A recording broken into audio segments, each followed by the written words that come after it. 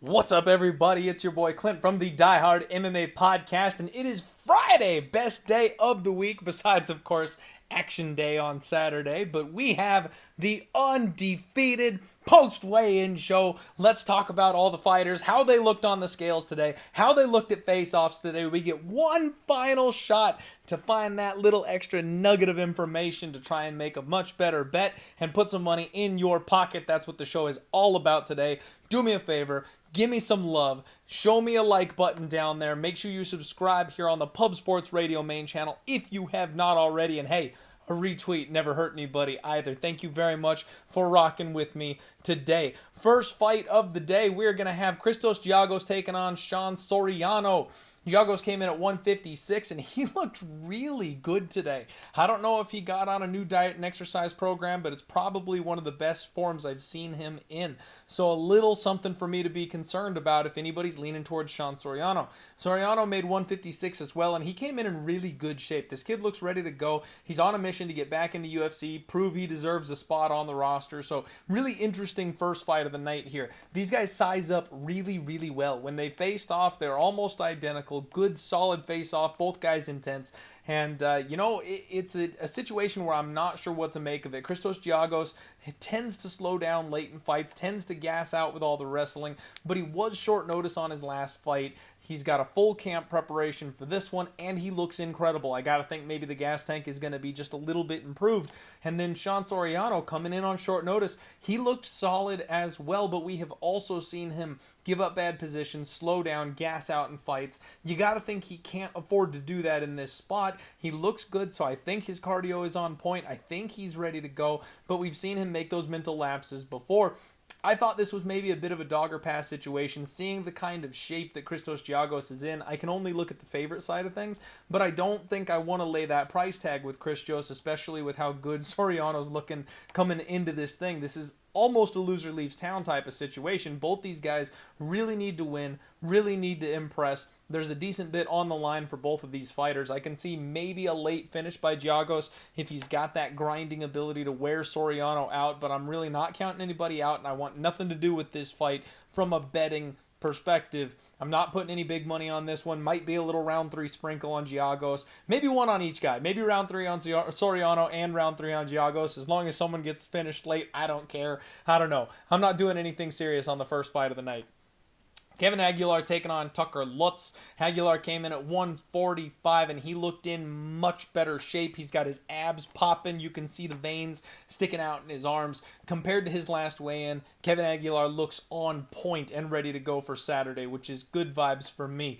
Tucker Lutz came in at 146, and this guy would not stop flexing. I mean, usually when you weigh in and you're feeling good about yourself, you get maybe 2, you do the and then you do the like that's kind of what you do on the scales, but he went through like 6 different poses. This guy must have been an amateur bodybuilder or something before he moved over to his fighting career, because he just kept going. He looked a little bit worn though, and I know all these people are cutting weight, they're already tired, they're saunaing, like all the good stuff, so it's normal for people to be tired and wiped out when they're getting up on the scales, but he just looked off to me.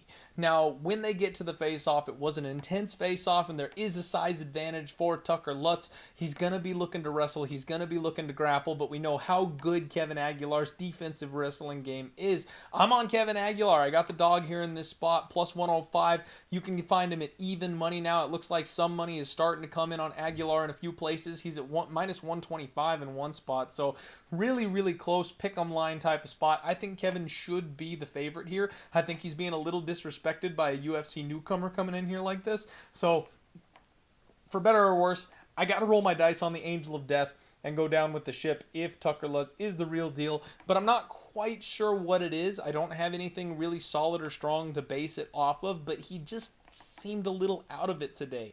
Lutz looked a little off, a little awkward, and that is usually something that you can attribute to having a tough day on the weight cuts. Now, maybe he bounces back fine on fight day. Maybe it's nothing. Maybe his girl broke up with him. I have no idea what's going on inside of his head, but something just felt off to me, and that's the kind of thing that I look for at these weigh-in spots. I'm already on Kevin Aguilar, so I'm just taking that as a little bit of positive reinforcement for my pick. Gina Mazzani taking on Priscilla Cachoeira. Mazzani came in at 126, and she was all smiles. She is in crazy good shape, and you can tell she is proud of it for this particular fight. She looked fantastic, had no issues on the scales. Priscilla Cachoeira, however, needed the box of shame, and she needed it immediately. That's something I want to talk about on this one, because every single fight from this point forward, I think, has somebody who required the box of shame. I honestly think that something was off with the UFC scales. The guy that was up there doing the weights today, he took his good, sweet time. Every single weigh-in was taking forever for this guy to read the weights off. And so many fighters missed weight by a half pound or a full pound and then made it once they pulled out the box of shame, that I really think that a lot of these people were on point and the UFC scales may have been off, or this guy's just a doofus. I'm not sure which one, but at any rate, Priscilla Cachoeira, they pulled the box out. She didn't even bother weighing in the first time without it. She got up, made weight, 126, and then she looked really good when she got out. She moved well. She didn't look too sucked out like we've seen her before. She struggled on the scales a few times, so thankfully she looked improved, and she's got a badass blue streak through her hair. This is Team Red versus Blue. Gina Mazzani's got the big red curls going, and then Priscilla Cachoeira's got the nice slick blue streak in her hair. I kind of love the aesthetic, the visual setup here. It's going to be fun. It was a good face-off. Both women look like they're confident. Both women look like they're ready to rock and ready to go. Slight size advantage for Gina Mazzani. I am still extremely tempted on Priscilla Cachoeira here. Now, I'm having PTSD flashbacks from when I bet Maurice Green last week, and it turned out to just be an awful pick. But I feel like this is a live dog here. Priscilla Cachoeira hits really freaking hard for the women's division. We have seen Gina Mazzani just absolutely run from people who hit her in the face. She does not react well to getting hit. She does not like getting punched. And Priscilla is capable of knocking a woman at this weight class completely unconscious. So we know she's got some bombs on her. If this fight goes late, especially into the third round, I think Priscilla Cachoeira is live for a late finish, because Gina Mazzani does tend to slow down. But the good shape that Mazzani is coming in has me a little bit spooked on that. I do think that Gina Mazzani came in excellent condition for this fight. She should be looking to grapple for a full 15 minutes straight. It's just a matter of whether or not Priscilla Cachoeira can make her work. Because if Priscilla makes her work and she slows down, then she'll be a sitting duck for those bombs, and we'll see if things get interesting at that point. I'm still very tempted on that KO prop for Priscilla Cachoeira.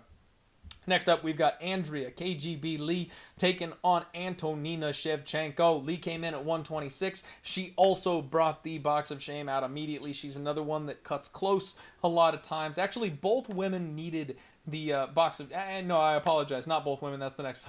That's a different fight down the card. My bad. So Shevchenko came out, and I'll be honest, she did not look comfortable. She was stone cold, and maybe she's just dialed in. Maybe she's just focused, and she's ready to rock here. But she was staring straight forward, and she seemed like she wanted to get out of there as soon as possible. I don't blame her, of course. If you're cutting, you're in the sauna, you're miserable. Maybe you do just want to get out of there, but I don't think I've ever seen her quite like this. So I have a little question on Shevchenko in that area. Now, when they faced off, these women got into each other's grill, and Shevchenko's got a decent size advantage. That's something that kind of concerns me a little bit. She's bigger than I expected her to be, but we've talked about the wrestling advantages. When you've got a fighter that you think is going to grapple, that you think is going to wrestle, being lower to the hips is actually a strength. So for Andrea Lee, being the slightly shorter fighter, she's got quicker access to those hips of Antonina Shevchenko. I'm on Andrea Lee here. I got her at plus 125. We beat the line move. She's now down to about even money, so I cannot complain there. It's just up to her to get the dang job done for us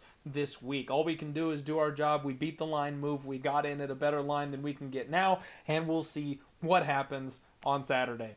Jordan Wright came in at 185. His opponent, Jamie Pickett, weighed in at 186, and both of these men were in incredible shape. Jamie Pickett looking sharp, abs for days. Jordan Wright, he's got a bit of an awkward body type, but he is definitely solid, well-muscled, and very relaxed today, I noticed. When they faced off, Jordan Wright did his karate stance thing, so it was kind of hard to peg exactly how these guys size up with each other, but for the few moments that they were standing side by side, height and reach looked to be very comparable. And then it's just the thickness of Jordan Wright that made the difference. The dude is actually pretty solid. He's a brick. So we've got a pick'em fight here. This is one that I'm avoiding at all costs, essentially. Jamie Pickett has a tendency to be low volume. He's incredibly durable. And Jordan Wright is the exact opposite. He's a pressure fighter, and he is not durable at all. So you're going to have kind of a conflicting situation here. If Jordan Wright stays at range, he can pick him apart 15 minutes, win a fight on volume. If Jamie Pickett gets in there and brawls with this guy, both guys have a tendency to, or a chance to get finished, except you would think Jamie Pickett's durability probably holds up, and Wright is the one that goes down. I want nothing to do with this fight. It's a fireball and popcorn fight, just like the shirt says, and it's going to be a fun one to sit back and watch and not have to worry about sweating my money on. Lando Vanatta coming in here, taking on Mike Grundy. Both men weighed in at 146. Vanatta looked good.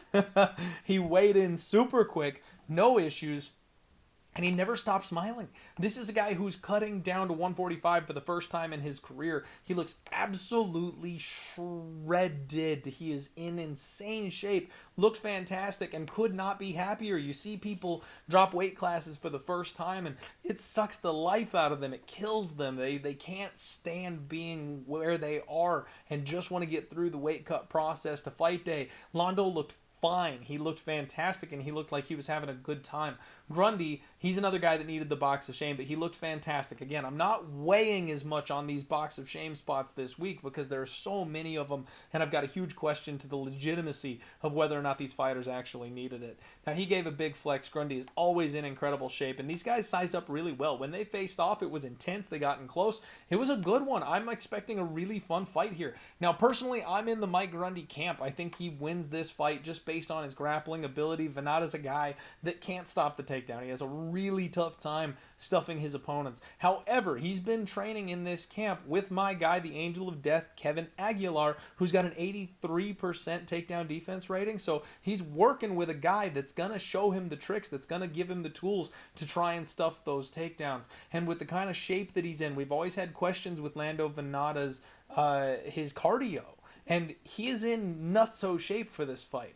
I don't think he's going to have those same cardio issues. Now, obviously, if he struggles to get out from under Grundy, that will create those cardio issues. So I've gone from thinking maybe I'll bet on Mike Grundy to passing on this fight entirely. Lando looked too good for me to want to go ahead and bet against him here in this spot. It's striker versus grappler. Lando could kick Grundy's head into the fourth row. Grundy could smash this guy for 15 minutes. And whoever ends up winning the fight is probably going to look like they should be minus 300. So I don't need to get involved. I'm thinking Grundy is the pick. That's the way I'll lean. Grundy by decision, maybe third round submission or something like that if Lando gasses out. What we've got coming up next is Jacare Souza taking on Andre Muniz. Both men came in at 186, and Souza looked fantastic. For a guy that's 41 years old, he looked awesome. He weighed in quick, no issues, consummate professional. He's been there before. Andre Muniz, business as usual for this guy. He's another one with a bit of an awkward body type, so it's kind of hard to get any signs on him because you can't really compare him to anybody, but he looked like he was moving well. He was pretty pumped up and excited, so he looked like he had energy, not a tough weight cut, no problems. When they faced off, very respectful between the two of them, as you would expect. You know, Jacare is a legend in Brazilian Jiu-Jitsu and MMA these days, so Muniz has got to be looking up to a guy like that. Muniz does have a size advantage, and that's something that is a little bit concerning. We know Jacare's got the wrestling advantage. We know that Muniz has a tendency to gas out, so I'm trying not to look too deep into that. I'm on the Jacare side of things. Once again, we beat just a little bit of a line move. Money finally has started coming in on Jacare. People are kind of realizing skill for skill. He is the better man, and it's just the age that's a factor. And unless Muniz catches him with some kind of a big bomb earlier or something like that, he's probably just going to get grinded on. So Jacare's down to minus 125, minus 130 across the board at this point. Again, beat a small little line move. Hopefully that's a good sign for us. We'll see how that plays out on Saturday. Got a lot of action this week, folks. Shane Burgos taking on Edson Barboza.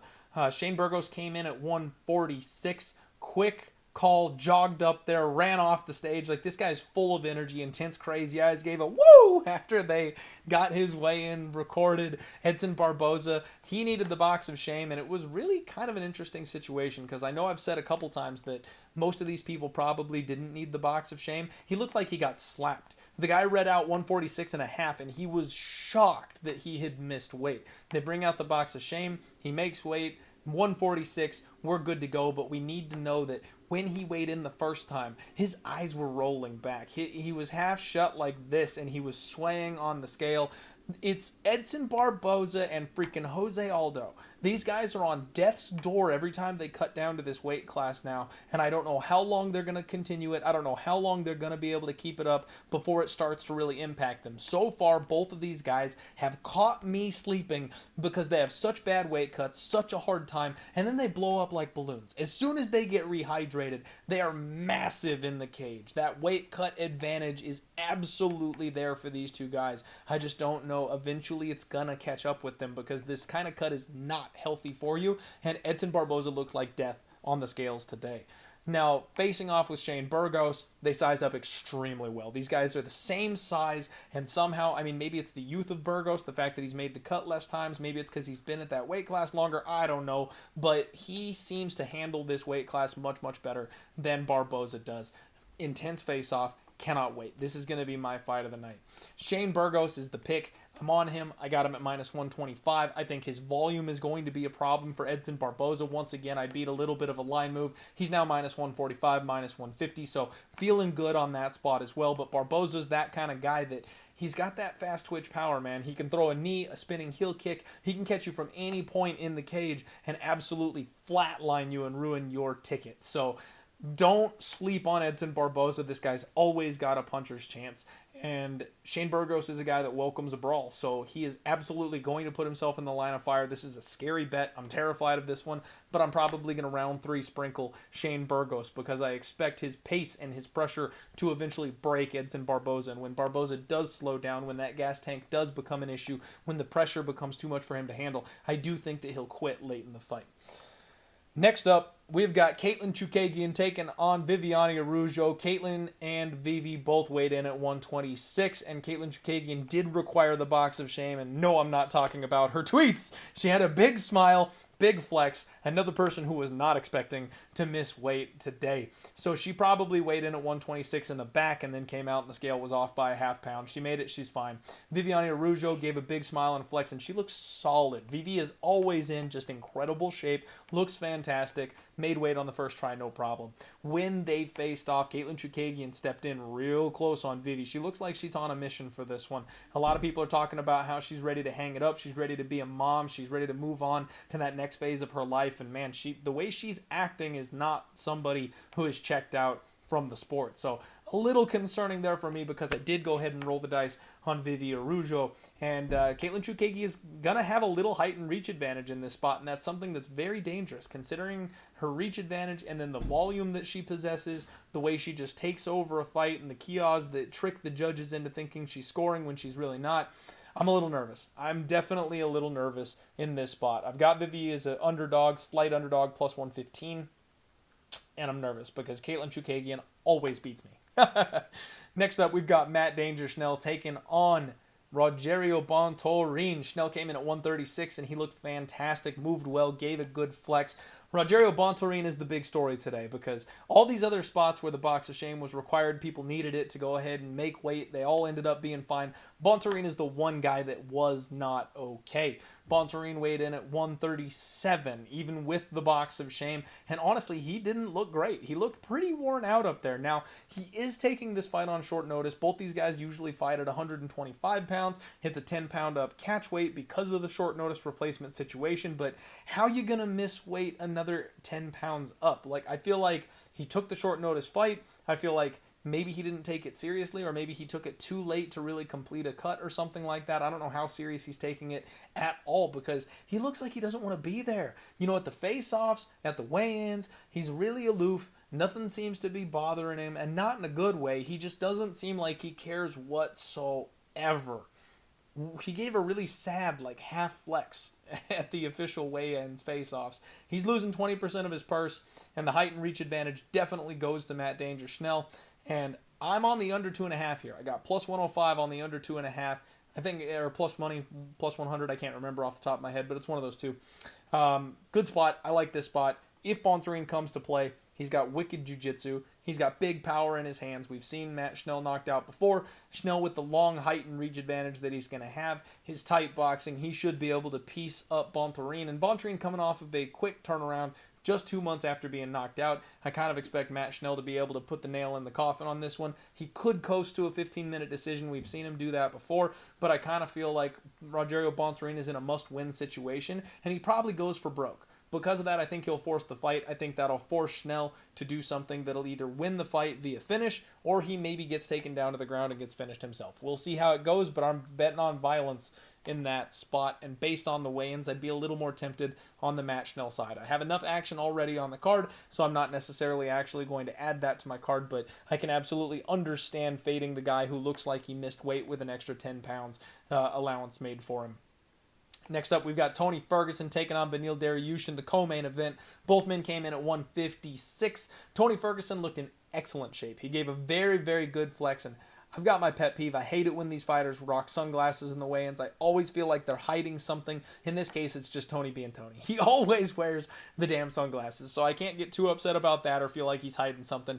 Beneil Dariush, he actually missed weight on his first attempt. He came in, he missed weight by a half of a pound, took about 30 minutes or so to go continue cutting, chopped it off, and then he got back on there, and he looked really strung out and tired. Now, that's to be expected. If you miss weight and you're forced to cut the day of weigh-ins an additional amount of time, spend some extra time in the sauna, of course you're going to look exhausted. So I can't hold that too much against him. He moved well enough afterward, and he did end up making weight, so I think we're pretty good. But we've seen Beneil Dariush be rocked before. We've seen him be chinny before. He's been knocked out a couple times already.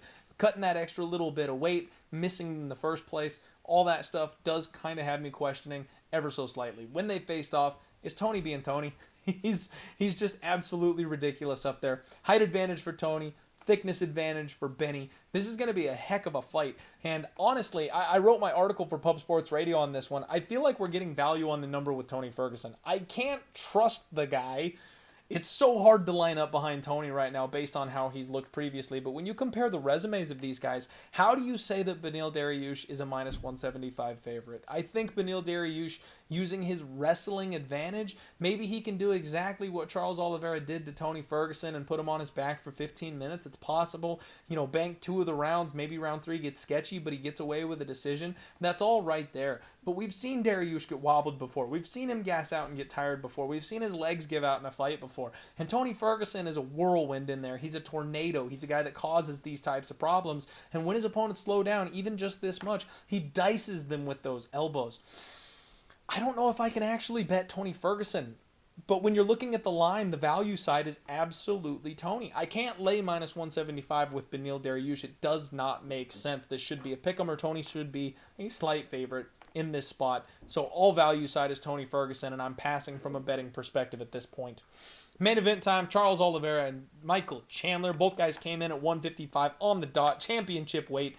And Oliveira was the first man to the scale, once again rocking the sunglasses. And Oliveira is quickly turning into a Tony Ferguson. He always does this, so I can't hold it against him. I don't have a tinfoil cap on. There's nothing to worry about with Charles Oliveira rocking the sunglasses. He looked really good. He's definitely ready for this opportunity. Michael Chandler was stone cold when he got up there. Huge flex. This guy definitely has been working out with Kamaru Usman because he looks just like him. He's in incredible physical shape up there on the scales, and they had an intense face-off. These guys got nose to nose. I'm sure you can see the tweet going out with the little clip of it going all over Twitter. Both these guys are absolutely ready to clash, and I cannot wait for this fight. Now, I got the Chandler side at plus 115. He's shorter, he's stockier, but he's a better wrestler. I think his wrestling is going to negate the jiu-jitsu and the grappling game of Charles Oliveira. If this turns into a striking game, or Michael Chandler gets to be on top in the grappling, I think there's his advantage. I think the bombs he wings can eventually break someone like Charles Oliveira, but do not be surprised if he crashes the pocket and catches a knee on his way in for his trouble, and Charles Oliveira wins this thing by knockout. This is a close fight. It's razor thin value. I think it should be a 50-50. The value's on the underdog, Michael Chandler, even though it's a tiny little squeaky bit. And of course, just for posterity's sake, I am contractually obligated to bet against Charles Oliveira because I always have. So I'm betting Michael Michael Chandler on Saturday. For better or for worse, please pray for me. That's the Undisputed Breakdown. That's the Undefeated post-weigh-in show brought to you by Pub Sports Radio. Make sure you smash that like button. Subscribe here to Pub. Thank you very much. Good luck on all your degenerate action. We'll see you people tomorrow, and let's roll.